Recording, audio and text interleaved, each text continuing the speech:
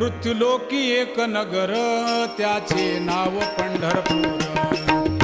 येथील मोकाशी उभा विटेवर पुंडलिक भक्तराज शोभे चंद्रभागातील.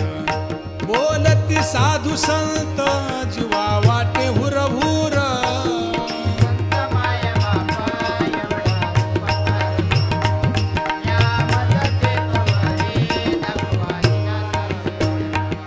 मज नाही हात पाय डोळा पडली झांपड.